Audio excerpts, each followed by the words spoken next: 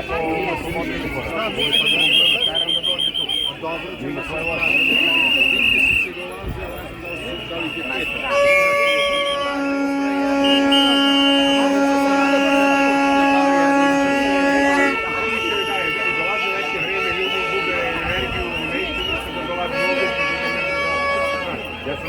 sam jedan od retkih koji je ovdje ulici 5 kilometara.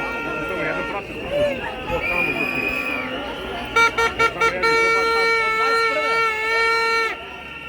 Od 17. koje godine?